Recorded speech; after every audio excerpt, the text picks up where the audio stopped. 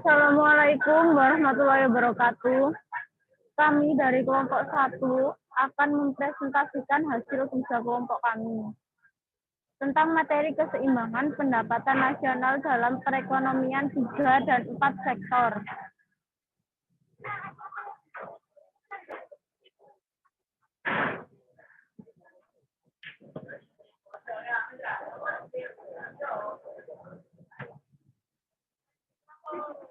Dibangun lanjut.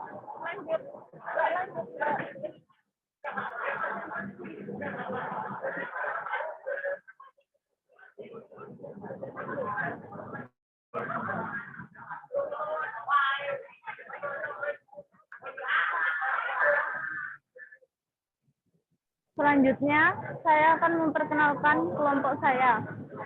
Saya Salsabila, selanjutnya Rani Helza, selanjutnya Tasya Diva, selanjutnya Diana Wahyu, selanjutnya Vita Widi, selanjutnya Risma, Wulan, Indriani, Isnaini, Inani, Mas Wakatil, Tri Arja, Reza Eka, Yutrufia, Dia, dan Melani.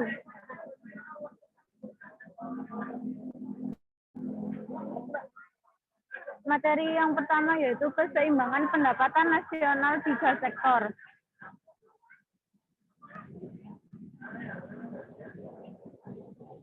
Pengertian. Ekonomi 3 sektor adalah perekonomian yang meliputi kegiatan dalam sektor perusahaan, rumah tangga, dan pemerintah.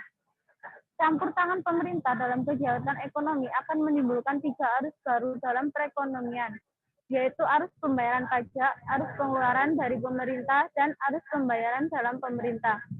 Dalam ekonomi 3 sektor, belum terdapat kegiatan ekspor-impor, masih dinamakan ekonomi tertutup.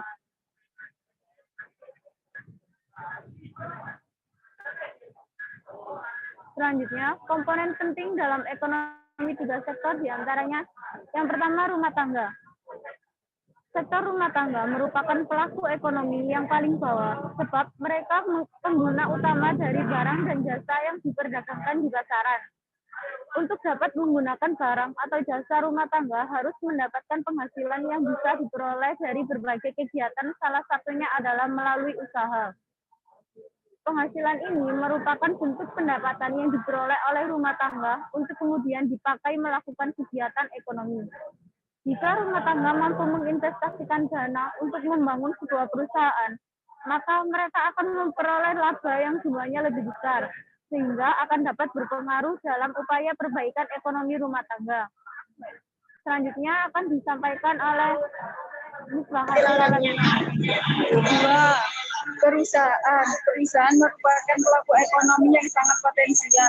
Nah, adapun unsur-unsur yang biasa terdapat dalam sebuah perusahaan diantaranya pengusaha merupakan orang yang mengelola sendiri perusahaan yang didirikannya atau diwarisinya dengan konsekuensi, yakni menanggung penuh resiko yang terjadi dan berhubungan dengan manajemen hingga operasional perusahaan. Ia bertanggung jawab penuh terhadap laba atau juga rugi yang nantinya akan dialami oleh perusahaan. Perusahaan merupakan tempat organisasi serta faktor-faktor produksi berada untuk kemudian dapat menghasilkan barang atau jasa yang baik dan bermutu untuk kemudian dijual kepada rumah tangga. Badan usaha merupakan lembaga hukum perusahaan yang menghasilkan keuntungan.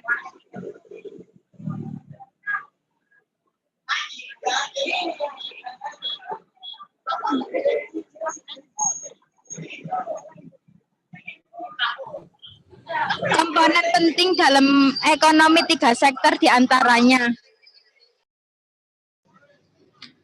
pemerintahan. Pemerintahan merupakan bagian penting dalam perekonomian 3 sektor.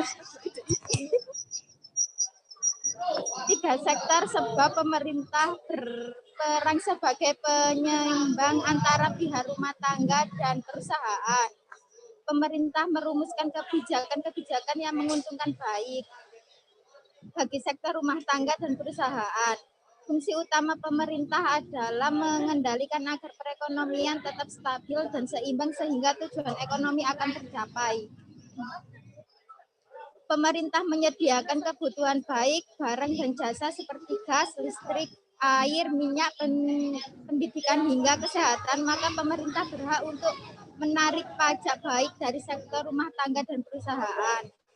Penghasilan yang diperoleh dari pajak yang dipungut ini nantinya akan digunakan untuk membayar gaji para pegawai negeri, membangun infrastruktur serta memberikan subsidi baik bagi rumah tangga atau perusahaan. Selanjutnya. Maka, untuk menyeimbangkan ekonomi tiga sektor harus memenuhi syarat sebagai berikut. Y sama dengan AE atau Y sama dengan C ditambah I ditambah G. Keterangan, Y sama dengan penawaran agregat, AE adalah pengeluaran agregat, C adalah konsumsi rumah tangga, I sama dengan investasi, G adalah pengeluaran pemerintah untuk membeli barang dan jasa. Jika C dikurangi dari setiap ruas, maka dalam perekonomian tiga sektor antara I dan G yang merupakan bagian dari suntikan dalam suatu aliran pendapatan, sedangkan untuk S dan T merupakan kebocoran sehingga dibutuhkan untuk mencapai keseimbangan akan berlaku keadaan sama dengan I ditambah C ditambah S.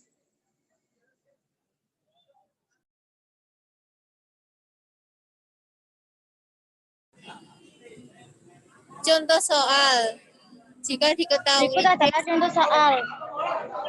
Jika diketahui C sama dengan 60 ditambah 0,75 Y, koma S sama dengan 0,25 Y kurangi 100, dan investasinya 120, dan pengeluaran pemerintahnya 60, T sama dengan 40, maka keseimbangannya adalah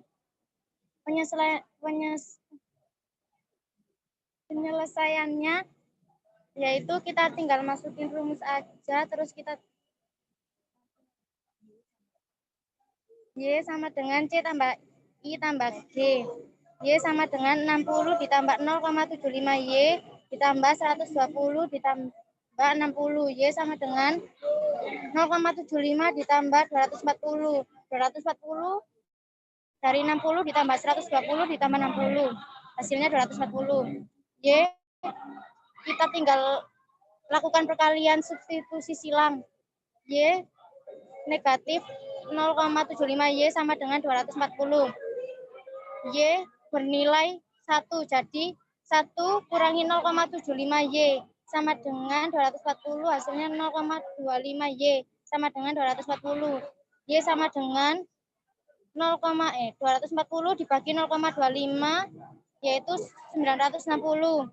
Adapun rumus yang kedua yaitu I ditambah G sama dengan S tambah T. Kita tinggal masukin I-nya berapa 120, G-nya berapa 60 ditambah S-nya 0,25 Y kurangi 100 ditambah 40.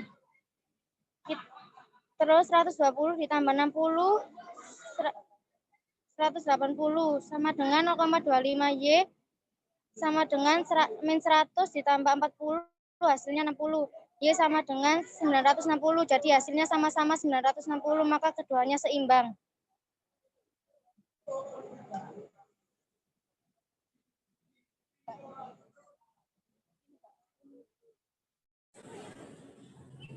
aliran pendapatan dan pembelanjaan dalam ekonomi tiga sektor.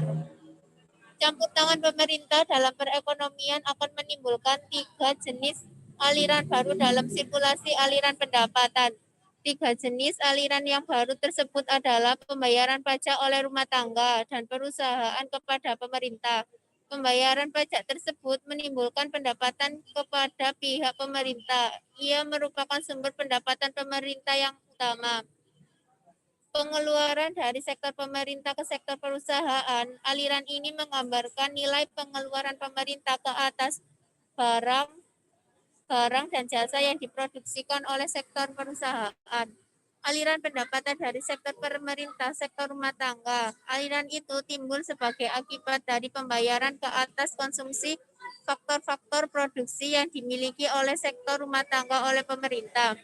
Pembayaran oleh sektor perusahaan sekarang dapat dibedakan menjadi 2 jenis, yaitu pembayaran kepada sektor rumah tangga sebagai pendapatan kepada faktor-faktor produksi dan pembayaran pajak pendapatan perusahaan. Pendapatan yang diterima rumah tangga sekarang berasal dari dua sumber, dari pembayaran gaji dan upah, sewa, bunga, dan hutang oleh perusahaan dan dari pembayaran gaji dan upah oleh pemerintah. Pemerintah menerima pendapatan berupa pajak dari perusahaan dan rumah tangga. Pendapatan tersebut akan digunakan untuk membayar gaji. Dan pendapatan yang diterima rumah tangga Y akan digunakan untuk memenuhi 3 kebutuhan, membayar dan membiayai pengeluaran konsumsi. C disimpan sebagai tabungan S dan membayar pajak pendapatan rumah tangga T dalam persamaan. Dalam gambaran tersebut tetap dimisalkan bahwa tabungan rumah tangga dipinjamkan oleh lembaga-lembaga keuangan kepada para pengusaha yang menanam modal. Pengeluaran agregat AE telah menjadi banyak jenisnya, yaitu di samping pengeluaran konsumsi C dan investasi I. Sekarang termasuk pula pengeluaran pemerintahan G dalam persamaan.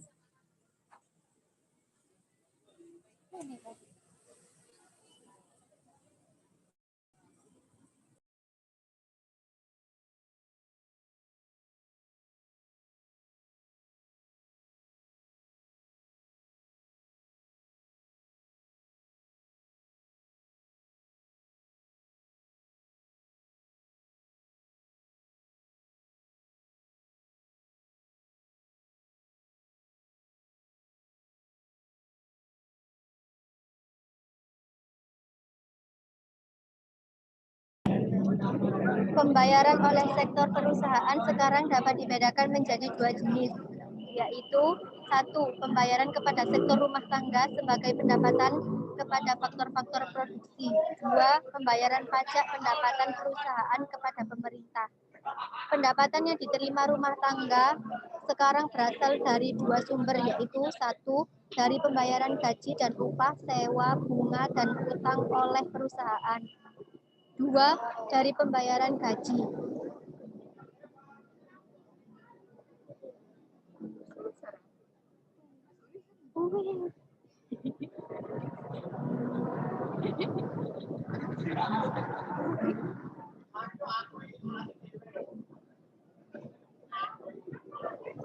Pajak.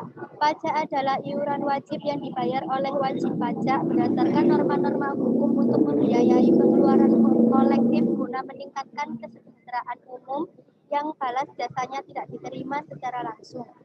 Selanjutnya,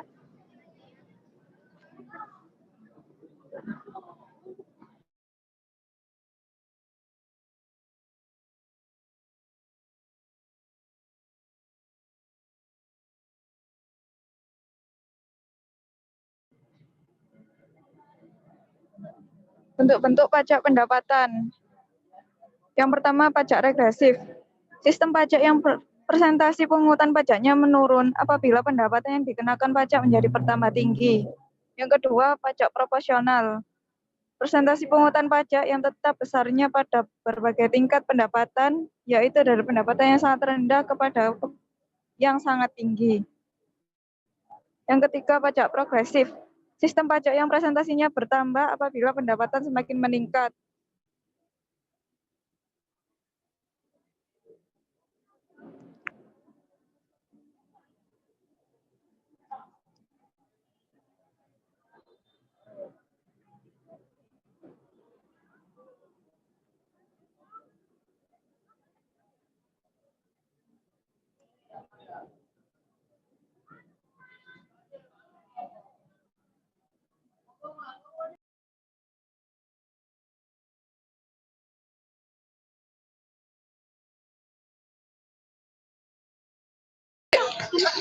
Jenis-jenis pajak. Pajak langsung. Pajak langsung berarti jenis pungutan pemerintah yang secara langsung dikumpulkan dari pihak yang wajib membayar pajak. Pajak tak langsung. Pajak tak langsung adalah pajak yang bebannya dapat dipindahkan kepada pihak lain. Salah satu jenis pajak tak langsung yang penting adalah pajak impor. Biasanya pada akhirnya yang akan menanggung pajak tersebut adalah para konsumen.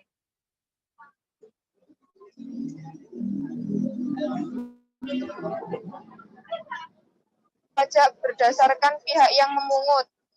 A. Pajak negara. Pajak negara atau pajak pusat adalah pajak yang dipungut pemerintah pusat. Pajak pusat merupakan salah satu sumber penerimaan negara yang akan digunakan untuk pembiayaan pembangunan. Pajak pusat diatur dalam suatu peraturan yang disebut Undang-Undang tentang Perpajakan Nasional. Pelaksanaan pemungutannya dilakukan oleh Direktorat Jenderal Pajak.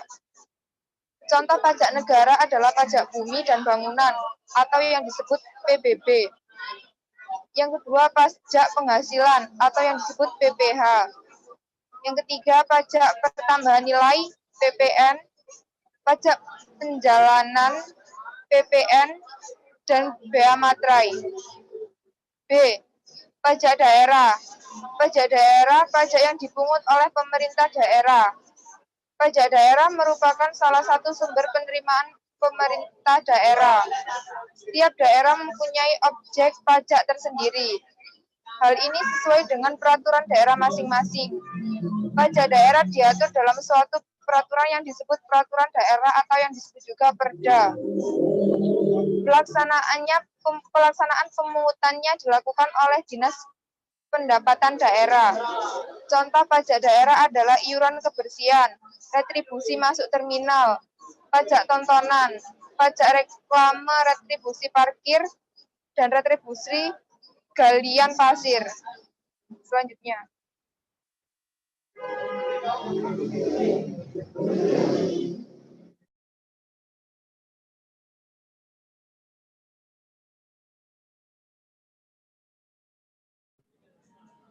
Pajak berdasarkan sifatnya. A. Pajak subjektif. Pajak subjektif adalah pajak yang memperhatikan kondisi atau keadaan wajib pajak. Dalam hal ini, penentuan besarnya pajak harus ada alasan objektif yang berhubungan erat dengan kemampuan membayar wajib pajak. Jenis pajak yang termasuk pajak subjektif ialah pajak penghasilan, PPh. B. Pajak objektif. Pajak objektif adalah pajak yang berdasarkan pada objeknya tanpa memperhatikan keadaan wajib pajak. Jenis pajak yang termasuk dalam pajak objektif adalah pajak pertama.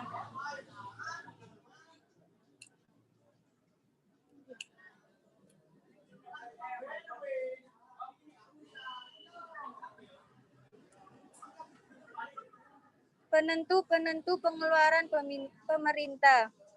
Yang pertama yaitu proyeksi jumlah pajak yang diterima. Dalam menyusun anggaran belanja pemerintah harus terlebih dahulu membuat proyeksi mengenai jumlah pajak yang akan diterimanya. Makin banyak jumlah pajak yang akan dapat dikumpulkan, makin banyak pula pembelanjaan pemerintah yang akan dilakukan. Kedua yaitu tujuan ekonomi yang ingin dicapai. Mengatasi masalah pengangguran, menghindari inflasi, dan mempercepat pembangunan ekonomi. Untuk mempercepat kegiatan tersebut, seringkali membelanjakan uang yang lebih besar dari pendapatan yang diperoleh pajak. Yang ketiga yaitu pertimbangan politik dan keamanan pertimbangan. Politik ini kestabilan negara selalu menjadi salah satu tujuan penting dalam menyusun anggaran belanja pemerintah. Kekacauan politik, keamanan, keadaan seperti itu akan menyebabkan kenaikan perbelanjaan pemerintah yang sangat besar.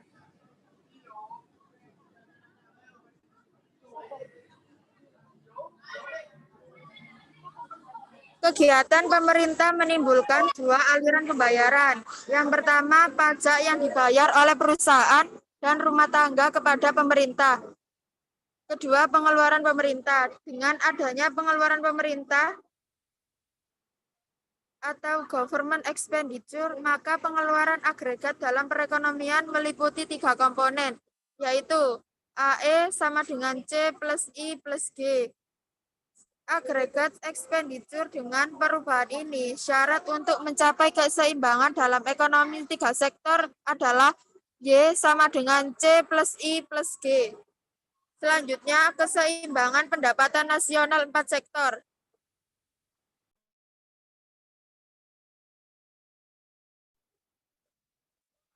Ekonomi 4 sektor adalah perekonomian terbuka atau perekonomian tempat 4 sektor merupakan suatu negara yang mempunyai hubungan ekonomi dengan negara-negara lain. Dalam perekonomian terbuka, sebagian produksi dalam negeri diekspor atau dijual ke luar negeri, dan di samping itu terdapat pula barang di negara itu yang diimpor dari negara-negara lain.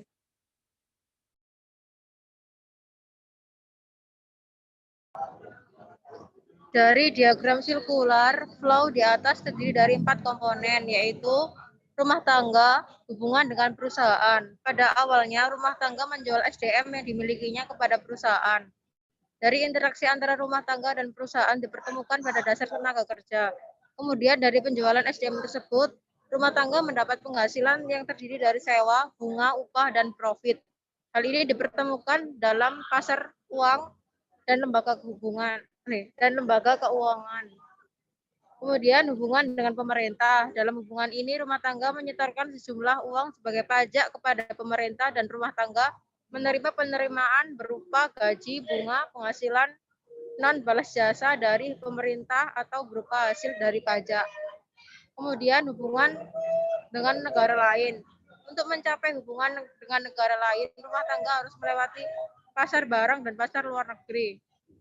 Rumah tangga mengimpor barang dan jasa dari luar negeri untuk memenuhi kebutuhan hidup. Yang kedua, perusahaan. Perusahaan merupakan gabungan unit kegiatan yang menghasilkan produk, barang, dan jasa. Hubungan dengan rumah tangga yaitu perusahaan menghasilkan produk-produk berupa barang dan jasa yang dikonsumsi oleh masyarakat. Lalu perusahaan mendapatkan penghasilan dari penjualan produknya. Interaksi tersebut dipertemukan dalam pasar barang. Pasar barang adalah pasar yang mempertemukan penawaran dan permintaan barang dan jasa. Pasar barang sering diistilahkan dengan sektor real.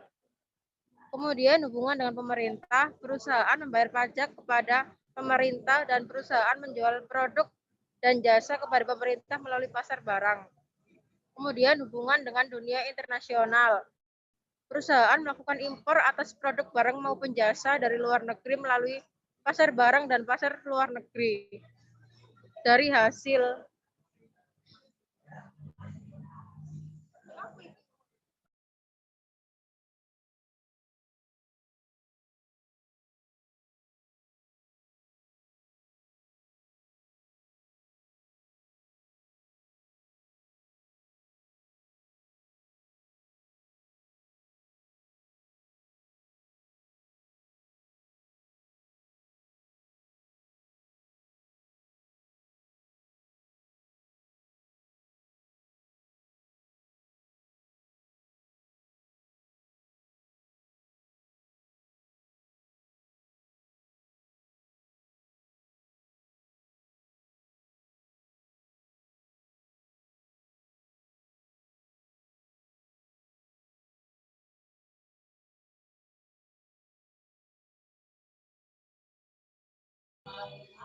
yang ketiga, aku ya, belum.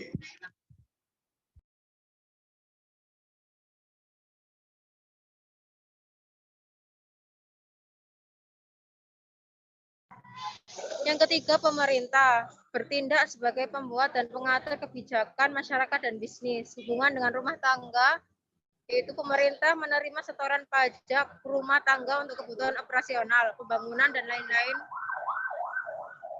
untuk membangun negara. Kemudian hubungan dengan perusahaan.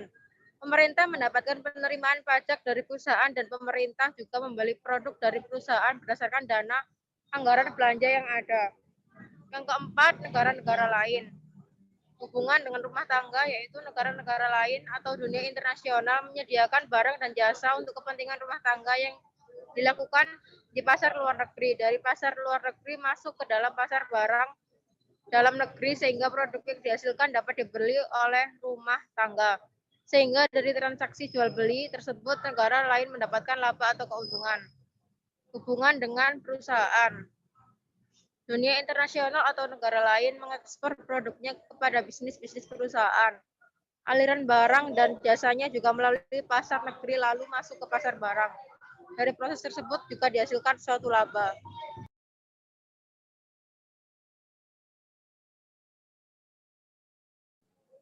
Konsep keseimbangan perekonomian 4 sektor pendapatan nasional keseimbangan. Syarat keseimbangan pendapatan nasional dalam perekonomian terbuka adalah Y sama dengan C plus I plus G plus X kurangi M. Atau rumus lain, I ditambah G ditambah X sama dengan S ditambah T ditambah M. Keterangan, Y adalah tingkat pendapatan, C adalah konsumsi, I adalah investasi, X adalah ekspor, S adalah tabungan, T adalah pajak, C adalah pengeluaran pemerintah, M adalah impor. Dalam perekonomian terbuka 4 sektor akan mewujudkan 2 aliran baru dalam sirkulasi aliran pendapatan, yaitu 1. Aliran pendapatan yang diterima dari mengekspor, yang merupakan suntikan kepada aliran pendapatan. 2. Aliran pengeluaran untuk membeli barang yang diimpor dan dari negara-negara yang merupakan bocoran kepada aliran pendapatan.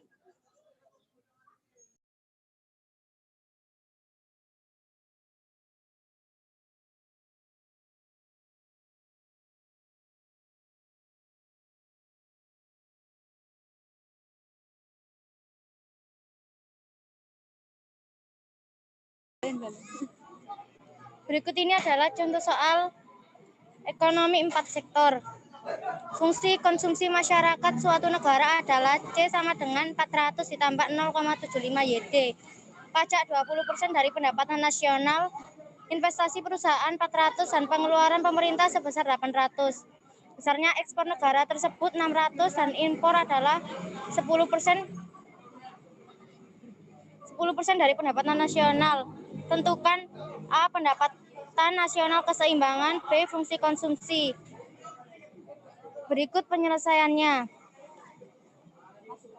A. Pendapatan nasional keseimbangan. Kita masukkan rumusnya. C ditambah I ditambah G ditambah X kurangi M. Masukkan rumusnya. C 400 ditambah 0,75 YD ditambah I-nya 400, G-nya 800, ekspornya 600 dan impornya 0,1. 0,1 sama dengan 0,75 YD dikurangi 0,1 YD ditambah 1.600.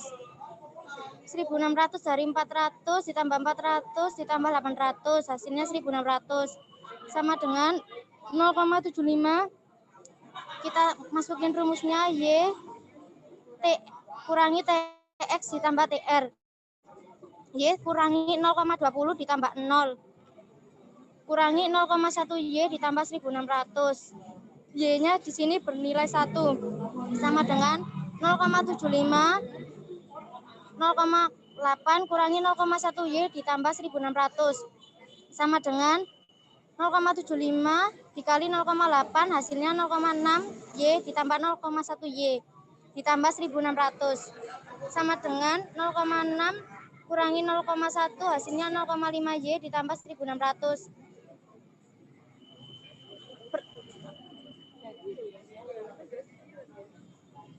Y-nya min 0,5 Y sama dengan 1.600. 0,5 Y sama dengan 1.600. Y sama dengan 1.600 dibagi 0,5. Hasilnya 3.200.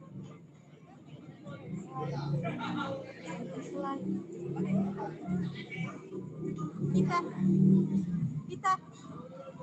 ganti slide.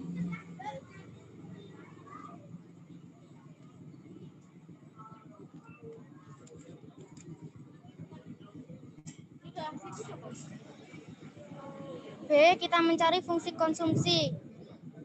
Kita masukin rumusnya. C sama dengan A, B, Y sama dengan konsumsinya kita masukin 400 ditambah 0,75 kurung buka YD kurung tutup sama dengan 400 ditambah 0,75 YD rumusnya Y kurangi TX ditambah TR sama dengan 400 ditambah 0,75 D-nya kita masukin dari rumus dari hasil yang sebelumnya 3.200 kurangi 0,20 dari pajaknya kurung buka 3.200 ditambah 0 C sama dengan 400 ditambah 0,75 kurung buka 3.200 kurangi 640 sama dengan 400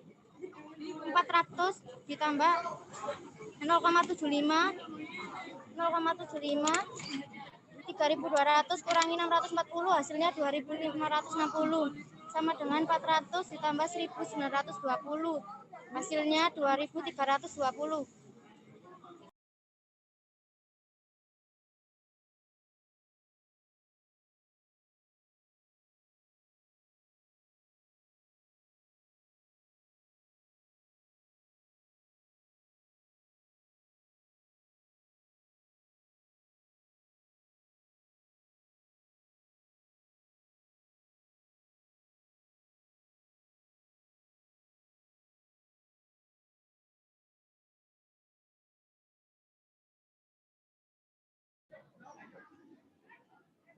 Ciri-ciri pokok dari aliran pendapatan perekonomian terbuka. 1.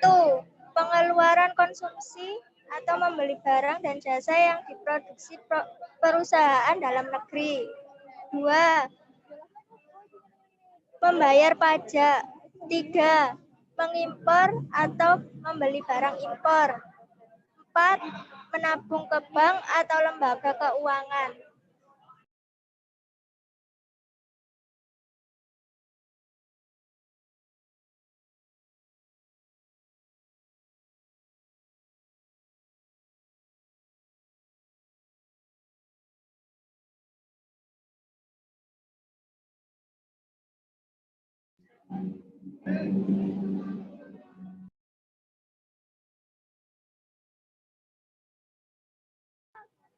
Perekonomian terbuka, ekspor impor. 1. Ekspor atau X. Jika suatu negara melakukan ekspor barang dan jasa ke negara lain, maka ia harus memproduksi barang dan jasa melebihi jumlah produksi yang diperlukan di dalam negeri. Dengan meningkatnya jumlah produk, barang, dan jasa yang dihasilkan oleh suatu negara, maka hal ini juga akan meningkatkan pendapatan nasional atau Y negara tersebut. Karena ekspor merupakan salah satu jenis pengeluaran agregat, sehingga dapat mempengaruhi tingkat pendapatan nasional yang akan dicapai oleh suatu negara. Apabila ekspor meningkat, maka pengeluaran agregat akan meningkat pula, dan keadaan ini selanjutnya akan menaikkan pendapatan nasional. Namun sebaliknya, pendapatan nasional atau Y tidak dapat mempengaruhi besar kecilnya ekspor. Apabila pendapatan nasional bertambah besar, ekspor belum tentu meningkat atau besarnya ekspor dapat meningkat atau mengalami perubahan. Meskipun pendapatan nasional tetap besarnya. Besarnya kecilnya ekspor tidak dipengaruhi oleh tingkat pendapatan nasional yang terjadi dalam perekonomian, sehingga fungsi ekspor mempunyai bentuk yang sama dengan fungsi investasi dan pengeluaran pemerintah.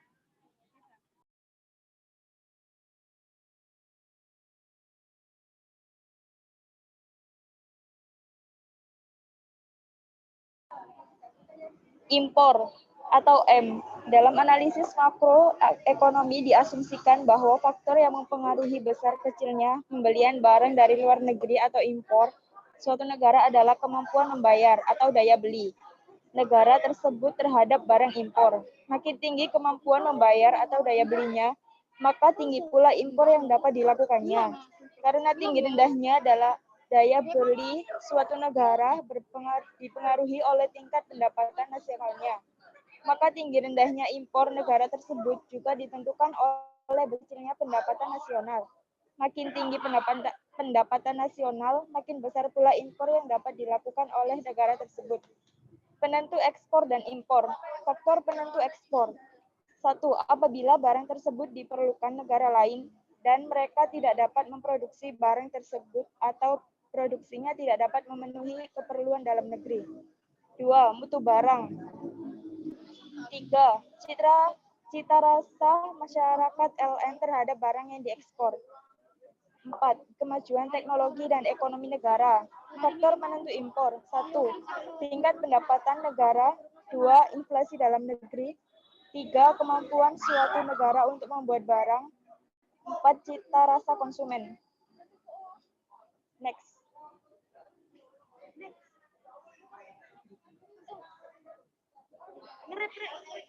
Ya, sudah.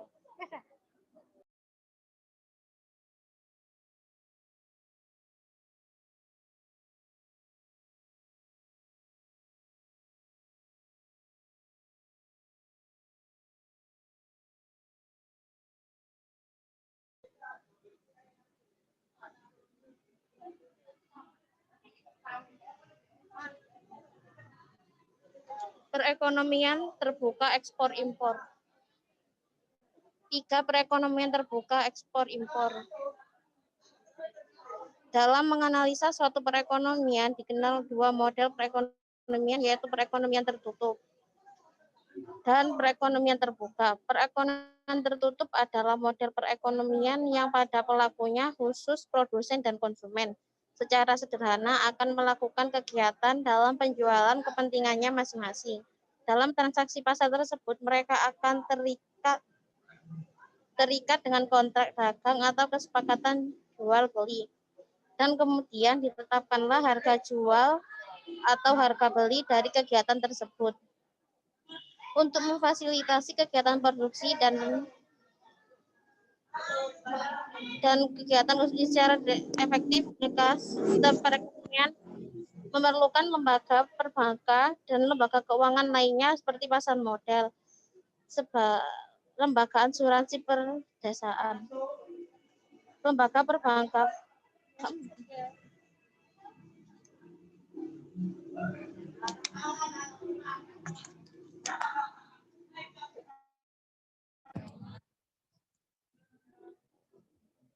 Lembaga perbankan perannya sebagai virtual untuk mengumpulkan dana-dana yang ada di masyarakat.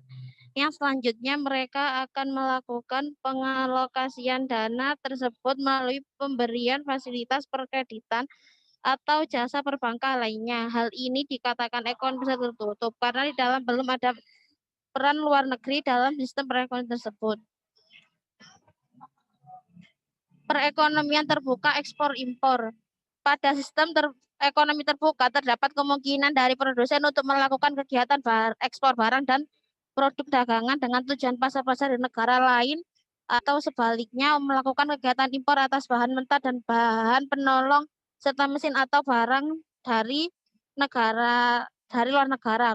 Dalam model terbuka ini, jasa perbankan dan lembaga keuangan dapat juga berasal dari luar negeri dan kita dihadapkan pada sistem perekonomian yang semakin menyatu. The borderless economy yang disebut dengan the global economy. Dengan memasukkan sektor luar negeri ke dalam model perhitungan pendapatan nasional, berarti kita menamijahkan dua variabel dalam model perekonomian tiga sektor, yaitu variabel ekspor X dan variabel impor M. Dengan demikian, untuk menghitung pendapatan nasional, keseimbangan pada perekonomian tersebut dilakukan dengan jalan menyamakan antara sisi pendapatan dan sisi pengeluaran. Dalam sistem perekonomian tersebut terbuka ini, pengeluaran untuk impor dibedakan menjadi dua jenis, yaitu apakah impor itu tergantung dari variabel lain atau tidak, nilainya dianggap tetap. Untuk impor yang nilainya tetap dapat dituliskan sebagai berikut. M sama dengan M0, di mana M0 adalah besar impor, sedangkan impor yang lain tergantung dari besar kecilnya pendapatan dirumuskan sebagai M sama dengan MO plus MY, di mana Y adalah pendapatan dan M adalah marginal propensity to import.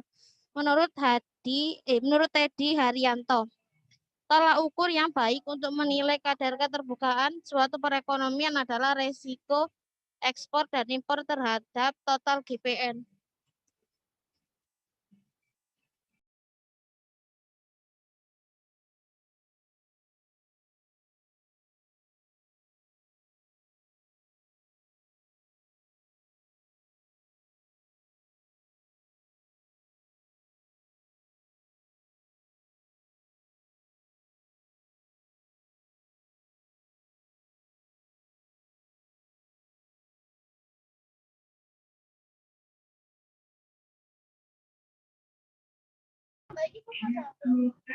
Pada sistem, jika rasio ekspor impor terhadap GNP melebihi 50%, maka dikatakan perekonomian lebih terbuka. Perdagangan internasional dapat terjadi karena beberapa alasan, yaitu 1. Keanekaragaman kondisi produksi.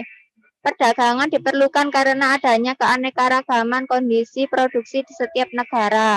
Misalnya negara A karena beriklim tropis dapat berspesialisasi memproduksi pisang, kopi untuk dipertukarkan dengan barang dan jasa dari negara lain. 2. Penghematan biaya.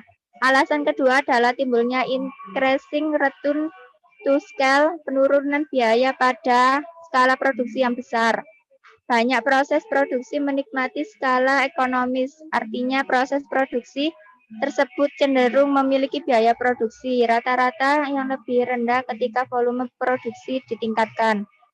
3. Perbedaan selera. Sekalipun kondisi produksi di semua daerah serupa, setiap negara mungkin akan melakukan perdagangan jika selera mereka berbeda. Contohnya, negara A dan B menghasilkan daging sapi dan daging ayam dalam jumlah yang hampir sama. Tetapi karena masyarakat negara A tidak menyukai daging sapi, sedang negara B tidak menyukai daging ayam, dengan demikian ekspor yang saling menguntungkan dapat terjadi di antara kedua negara tersebut, yaitu bila negara A mengimpor daging ayam dan mengekspor daging sapi. Sebaliknya, negara B mengimpor daging sapi dan mengekspor daging ayam.